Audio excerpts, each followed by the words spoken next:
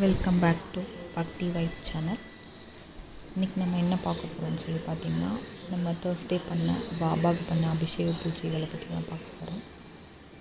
Okay, வாங்க வீடியோக்குள்ளே போகலாம். இப்போது ஃபஸ்ட்டு நம்ம உருளி டெக்கரேஷன் பண்ணிக்கலாம். ஃப்ளவர்ஸ் வச்சு, இந்த ரெட் ஃப்ளவர்ஸு எல்லோ ஃப்ளவர்ஸ் வச்சு நம்ம டெக்கரேட் பண்ணோம்னா அவ்வளோ அழகாக இருக்குங்க. நம்ம சொல்லவே முடியாது, அவ்வளோ ஒரு பாசிட்டிவான ஒரு வைப் கிடைக்கும். கண்டிப்பாக எல்லோரும் இந்த red double combination colours use பண்ணுங்கள். நம்ம மைண்டும் ஃப்ரெஷ்ஷாக இருக்கும். ஓகேங்களா? இந்த உருளி எதுக்காக வைக்கிறோன்னு தெரியுமா? நம்ம இந்த உருளி வைக்கிறது நம்ம வீட்டுக்கு யார் வந்தாலும் அவங்களோட பார்வை இதில் பட்டோம்னா கந்திஷ்டி எதுவுமே நம்ம வீட்டுக்கு வராதுன்றதுக்காக தான். ஸோ மறக்காமல் கட்டாயம் உங்கள் வீட்டில் எல்லாருமே இந்த உருளி வைங்க. இந்த உருளி இல்லாதவங்க உடனே வாங்கி வச்சுருங்க. நம்ம எவ்வளோ செலவு பண்ணுறோம்ல, இவ்வளோ கஷ்டப்படுறோம்ல, இது எல்லாத்துக்கும் காரணமே இந்த கந்திஷ்டியெல்லாம் இல்லாமல் இருக்கிறது நமக்கு நல்லது தானே. ஓகேவா? நெக்ஸ்ட்டு நான் யூஸ் பண்ணுற தசாங்கம் இது தாங்க, ஸ்ரீ சந்தோஷ் தசாங்கம். பயங்கர ஸ்மெல்லுங்க, சூப்பராக இருக்கும். நீங்கள் யூஸ் பண்ணி பாருங்கள். இன்றைக்கி நம்ம பிரம்ம முகூர்த்த பூஜை தான் பண்ண போகிறோம். தேர்ஸ்டே மார்னிங் இது. நல்ல பனி மழைங்க, விடிய மழை, நல்ல பனி வேறு. அதனால் எந்திரிச்சு நம்ம செஞ்சிடலான்னு செஞ்சாச்சு. நம்ம இந்த பூஜை செய்யலைனாலே நமக்கு ஒரு மாதிரி சங்கடமாக, ஒரு மாதிரி மன கஷ்டம் இருந்துக்கிட்டே தான் இருக்குது. அதனால் என்னன்னாலும் சரின்னு எந்திரிச்சு செஞ்சாச்சு. சாமியெல்லாம் கும்பிட்டதுக்கப்புறம் தான் ஒரு மன நிறைவாகவே இருந்துச்சு. விளக்கு பற்ற வச்சாச்சு. எல்லார் வீட்லேயும் கண்டிப்பாக கோலம் போடுங்க. வாசல்லையும் கண்டிப்பாக சாம்பிராணி போடுங்க. ரொம்ப நல்லது. ஏன்னா நம்ம குலதெய்வம் எல்லாமே நம்ம வாசலில் தான் இருக்குன்னு சொல்லுவாங்க. அதுக்காக மறந்துடாமல் எல்லாருமே சாம்பிராணி போடுங்க. 2 நேரம் போடுங்க, சூப்பராக இருக்கும். வாழ்க்கை அமோகமாக இருக்கும்.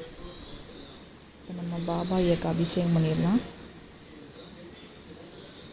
ஃபஸ்ட்டு தண்ணியில் நல்லா கழுவியாச்சு அவரை. அதுக்கப்புறம் மஞ்சளில் அபிஷேகம் பண்ணலாம். நம்ம என்ன நினைக்கிறோமோ அது எல்லாமே இவரை நம்ம கும்பிட்டோம்னா சீரியஸாகவே நடக்குங்க. நான் வீடியோக்காக சொல்லலை, என்னோடய அனுபவத்தில் நான் சொல்கிறேன். பாபான்றவரை நீங்கள் அந்த வியாழக்கிழமை ஒரு நாள் கும்பிட்டாலே போதும். அவரை மனசார அவரை நினச்சாலே நீங்கள் நினச்ச இடத்துக்கு ஓடி வந்துடுவார். மறந்துடாமல் அவரை கும்பிடுங்க. எங்கள் வீட்டில் இந்த சீரடி பாபா எனக்கு சீரடியிலேருந்து கிஃப்டாக வந்தது. என்னால் மறக்கவே முடியாது. நான் அவரை கும்பிடணும்னு ஒரு நாளும் நினச்சதில்லை. ஆனால் அவராக என்னை தேடி வந்தார். அவரை வாங்கி வச்சு சும்மா நான் கொஞ்ச நாளைக்கு எந்த அபிஷேக பூஜையும் செய்யாமல் தான் வச்சுருந்தேன். ஆனால் அவரோட சிலைக்கு செய்ய எனக்கே என் வாழ்க்கையில் நிறைய மாற்றங்கள் கிடைக்குதுங்க. நிறைய மாற்றம் கிடச்சிருக்கு. உங்கள் கையில் என்ன இருக்கோ, நீங்கள் இதை தான் செய்யணுங்களா இல்லை, உங்கள் கையில் என்ன இருக்கோ அதை வச்சு நீங்கள் அபிஷேகம் பண்ணலாம்.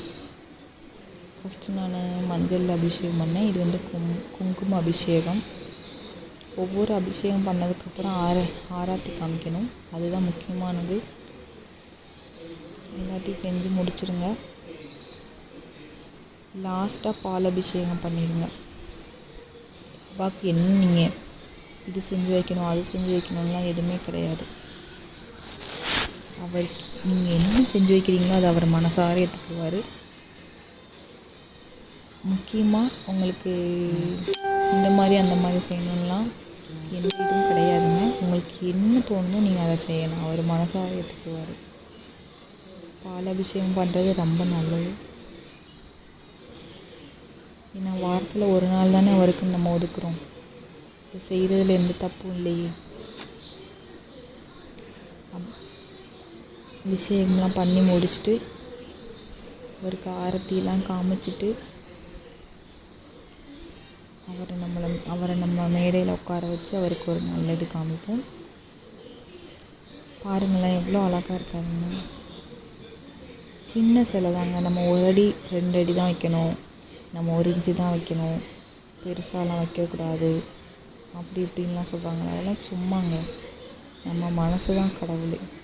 நீங்கள் எவ்வளோ பெருசாக வாங்கி வச்சாலும் நீங்கள் மெயின்டைன் பண்ணணும். அதுதான், வாங்கி வைக்கக்கூடாதுன்னு சொல்கிறவங்களாம் இல்லை. என்ன நீங்கள் உங்களுக்கு மனசுக்கு என்ன பிடிக்குதோ, ஏன்னா நம்ம வாழ்க்கையே நம்ம பிடிச்ச மாதிரி வாழ்கிறது தானே. நம்ம மனசுக்கு என்ன பிடிக்கிறோ அதை செய்யுங்க.